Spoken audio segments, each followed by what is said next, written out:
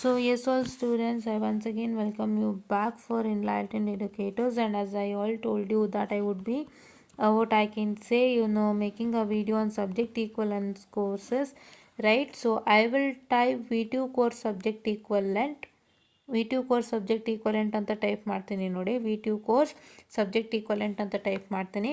ಅದು ಟೈಪ್ ಮಾಡಿದಾಗ I get this one course subject equivalent. ಇಲ್ಲಿ ಕಾಣಿಸ್ತಿದೆಯಲ್ಲ ಕೋರ್ಸ್ ಸಬ್ಜೆಕ್ಟ್ ಈಕ್ವಲೆನ್ಸಸ್, ಇದನ್ನು ಕ್ಲಿಕ್ ಮಾಡಿ. ಇದನ್ನು ಕ್ಲಿಕ್ ಆನ್ ಮಾಡಿದಾಗ you have the course subject equivalences here and you just have to download. So here is your ECE, ಇಲ್ಲಿದೆ, ತಿರುಗಿಸ್ತೀನಿ. ಹಾಂ, you have to I download the both. Okay, now what I do is I'll just go to file manager, documents, and yeah, this one I'll open first.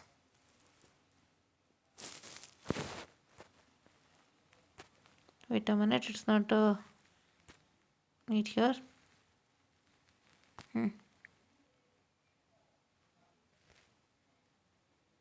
Just a minute, I'll just write it out. What is in dark mode, guys? Just a minute, I'm so sorry for the distraction. Now it's proper. I'll shift it out. See here, they've given an Excel sheet wherein you have your 2010, that is old scheme, the number, and your sorry, I'm sorry for the distraction again. Your SEM is written over here. SEM ಅಂದರೆ third sem, fourth sem ಬರ್ದಿದೆ, branch ಬರ್ದಿದೆ, ಕೋಡು ಬರ್ದಿದೆ. your subject is written. Okay, so your subject is written. So ನಿಮ್ಮ subject ಬರೆದಿರ್ತಾರೆ and ಅದಕ್ಕೆ 18 scheme equivalence ಯಾವುದಿದೆ ಅಂತ ಬರೆದಿದ್ದಾರೆ. So ಇದನ್ನು ನೀವು ನೀಟಾಗಿ ನೋಡ್ಕೋಬೇಕಾಗತ್ತೆ. For other students, so CSE ISE ಅವರೆಲ್ಲ ನೀವೇನು ಮಾಡ್ಬೋದು ಅಂತಂದರೆ, I just come back. CSE ISE students ಎಲ್ಲ ನೀವೇನು ಮಾಡ್ತೀರಾ ಅಂತಂದರೆ, just go to the same and just check out here. ನಿಮ್ಮ ಸಬ್ಜೆಕ್ಟ್ ನೀವು ಚೆಕ್ಔಟ್ ಮಾಡ್ಕೊಂಡು ಡೌನ್ಲೋಡ್ ಮಾಡ್ಕೊಳ್ಳಿ. ಇಲ್ಲೆಲ್ಲ ಇದೆ ನಿಮಗೆ.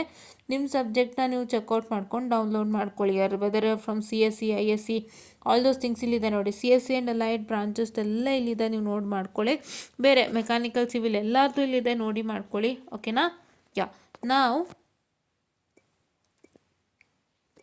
Let me come to this here. ಇಲ್ಲಿ ನೋಡಿ ಎಲ್ಲ ನೀಟಾಗಿ ಕೊಟ್ಟಿದ್ದಾರೆ. ಸೊ ಇದನ್ನು ನೀವು ನೀಟಾಗಿ ಗಮನಿಸಬೇಕು ಕರೆಕ್ಟಾಗಿ.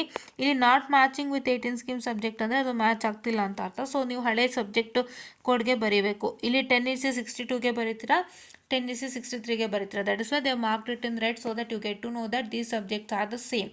They are not equivalent in 18 scheme, right? Okay, so ಅದೇ ಥರ ಎಲ್ಲದಕ್ಕೂ ಇದೆ. ನೀವೇನು ಮಾಡಬೇಕು ಅಂದರೆ, ನಿಮಗೆ ಸಬ್ಜೆಕ್ಟ್ ಗೊತ್ತಾಗಿಲ್ಲ ಅಂದರೆ ಕೋಡ್ ಟೈಪ್ ಮಾಡಿ.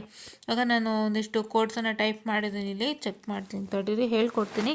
ಸೊ ಇವಾಗ ನಿಮಗೆ 18 EC 32 ಅಂತ ಇದ್ದರೆ ನೋಡಿ, 18 EC 32 ಅಂತ ಇದ್ದರೆ ಹಿಂಗೆ ಟೈಪ್ ಮಾಡ್ಕೊಳ್ಳಿ. ಯಾವಾಗ ನೆಟ್ವರ್ಕ್ ಥಿಯರಿ ಸಬ್ಜೆಕ್ಟ್ ಅಂತ ಗೊತ್ತಾಗುತ್ತೆ. ಇದೇ ಥರ ನೀವು ಪ್ರತಿಯೊಂದಕ್ಕೂ ಟೈಪ್ ಮಾಡ್ತಾ ಹೋಗಬೇಕು. ಪ್ರತಿಯೊಂದು ಸಬ್ಜೆಕ್ಟ್ ಕೋಡನ್ನು ಟೈಪ್ ಮಾಡಬೇಕು ಗೂಗಲಲ್ಲಿ. ಪ್ರತಿಯೊಂದು ಸಬ್ಜೆಕ್ಟ್ ಕೋಡಿಗೆ 18 EC 54 ಅಂದರೆ ಟೈಪ್ 18 EC 54 ಅಂತ ಟೈಪ್ ಮಾಡಿ. 54 ಅಂತ ಟೈಪ್ ಮಾಡಿದಾಗ ನಿಮಗೆ ಇನ್ಫಾರ್ಮೇಷನ್ ಥಿಯರಿ ಆ್ಯಂಡ್ ಕೋಡಿಂಗ್ ಅಂತ ಬರುತ್ತೆ. ಸೊ ಅದೇ ಥರ ನೀವು ಪ್ರತಿಯೊಂದು ಸಬ್ಜೆಕ್ಟ್ ಕೋಡನ್ನು ಕೂಡ ಟೈಪ್ ಮಾಡ್ಕೊಂತು ಅಂತ ಹೇಳಿದ್ರೆ, so if you just type each and every subject code, then it is very much useful for you all, so that you get to know what is the subject and how we have to study for that. Question ಪೇಪರ್ಸ್ಗಳು ಹಾಗೆ ಸಿಗ್ತಾ ಹೋಗುತ್ತೆ.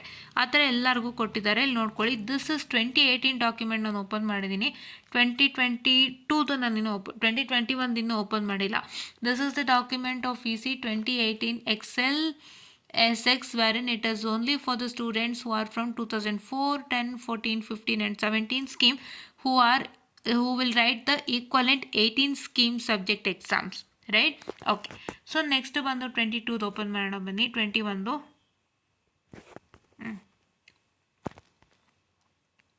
once again I'll make it in light mode. Yes, now we are clear. So ಇದು 2021 scheme and 2022 scheme equivalent subjects. So 2021 scheme then subjects ಇದೆ, ಅದ್ರದ್ದು equivalent ಯಾವುದಿದೆ 2022 ಸ್ಕೀಮಲ್ಲಿ ಅದನ್ನು ಅವರು ನಿಮಗೆ ಮೆನ್ಷನನ್ನು ಮಾಡ್ತಾ ಇದ್ದಾರೆ. ಆ್ಯಂಡ್ ದಯವಿಟ್ಟು ನೆನ್ಪಿಟ್ಕೊಳ್ಳಿ, ಇಲ್ಲಿ ಒಂದು ಸಣ್ಣ ಒಂದು ಪ್ರಾಬ್ಲಮ್ ಇದೆ, ದಯವಿಟ್ಟು ಗಮನ ಇಟ್ಟು ನೋಡ್ಕೊಳ್ಳಿ, ಆಯಿತಾ? ಸೊ ಇಲ್ಲಿ ವೇಟ್ ಅ ಮಿನಿಟ್. ಹಾಂ, ಇಲ್ಲಿ ಏನಾಗಿದೆ, ಡಿಜಿಟಲ್ ಸಿಗ್ನಲ್ ಪ್ರೊಸೆಸಿಂಗ್ ಬಂದು not matching in 2022 scheme because still ಇನ್ನೂ ಬಂದಿಲ್ಲ. ಸೊ ಇದು ನಿಮ್ಮ 4th ಸೆಮ್ ಸಬ್ಜೆಕ್ಟ್ ಆಗಿರೋದ್ರಿಂದ ನಿಮ್ಮ 2022 ಸ್ಕೀಮ್ ಸ್ಟೂಡೆಂಟ್ಸ್ಗೆ 5ನೇ ಸೆಮ್ಮಲ್ಲಿ ಬಂದರೆ ಪ್ರಯೋಜನ ಇಲ್ಲ, ಅದೇ ಸೆಮ್ಮಲ್ಲಿ ಬರಬೇಕು ಸಬ್ಜೆಕ್ಟು. ಈಗ for example let me just tell you, circuit and control ಕೂಡ not matching in 2022 because they got separated again, right? They were together and they got separated. ಆಯಿತಾ? ಇಲ್ಲಿಯೂ ಗಮನ ಇಟ್ಟು ನೋಡ್ಕೊಳ್ಳಿ students. So can see here that electromagnetic waves ಅಂತ ಕೊಟ್ಟಿದ್ದಾನೆ. 21:54 electromagnetic waves not matching in 2022 scheme. Why? Because 2022 ಸ್ಕೀಮಲ್ಲಿ ಅದು 4th sem subject, ನಿಮಗೆ ಇದೇನೋ 21:54 5th ಸೆಮ್ ಸಬ್ಜೆಕ್ಟ್. ಸೊ ಯಾವ ಸೆಮ್ಮಲ್ಲೇ ಇರಬೇಕು ಆ ಸಬ್ಜೆಕ್ಟು. ಅಂದರೆ ಈಗ ಎಲೆಕ್ಟ್ರೋಮ್ಯಾಗ್ನೆಟಿಕ್ ವೇವ್ಸು ನಿಮ್ಮ 5th ಸೆಮ್ಮಲ್ಲಿ ಇತ್ತು ನಿಮ್ಮ ಸ್ಟೂಡೆಂಟ್ಸ್ ಅಂದರೆ 2021 ಅವ್ರಿಗೆ, ಅಂದರೆ 2022ನವ್ರಿಗೂ ಕೂಡ 5th ಸೆಮ್ಮಲ್ಲಿ ಇರಲೇಬೇಕು. ಅವ್ರಿಗೆ ಬೇರೆ ಯಾವ ಸೆಮ್ಮಲ್ಲಿ ಇದ್ದರೂ ಅದು ಲೆಕ್ಕಕ್ಕೆ ಬರಲ್ಲ ಬಿಕಾಸ್ ಅದು 4th ಸೆಮ್ ಸಬ್ಜೆಕ್ಟ್ ಆಗುತ್ತೆ. ಅವಾಗ ನೀವು 4th ಸೆಮ್ ಕ್ಲಿಯರ್ ಮಾಡಿದ್ದೀರಾ ಮತ್ತು 4th ಸೆಮ್ ಬರೀತೀರಾ? ಇಲ್ಲ ಅಲ್ವಾ? So that doesn't happen to takes place. So ಹಂಗಾಗಿ ಈಕ್ವಲೆನ್ಸ್ ಅಂದರೆ ಅದು. ಈಕ್ವಲೆನ್ಸ್ ಅಂದ್ರೇನು? ಸೇಮ್ ಸಬ್ಜೆಕ್ಟು ಸೇಮ್ ಸೆಮ್ಮಲ್ಲೇ ಇರಬೇಕು, plus what I can say it should be having the same syllabus. That particular subject should be in the same sem plus having the same syllabus. That is tend to be a subject equivalence. ಅದು ಇರಬೇಕು. So ಅದು ಇಲ್ಲಿ ಕಾಣಿಸ್ಲಿಲ್ಲ. So ಹಂಗಾಗಿ ಅವರು no matching ಅಂತ ಕೊಟ್ಟಿದ್ದಾರೆ. ಇಷ್ಟು no matching ಅಂತೆ ನೀವೇ ಈ ಸಬ್ಜೆಕ್ಟ್ ಕೋಡ್ಗಳಿಗೆ ಎಕ್ಸಾಮ್ಸ್ನ ಬರೀಬೇಕಾಗುತ್ತೆ. So okay, so this is what is about to tell you. Hope you got how to download it and hope you got how to check out with the question papers of this subject codes ಅಂತ ಹೇಳ್ತಾ I just wind up this session guys, and thank you.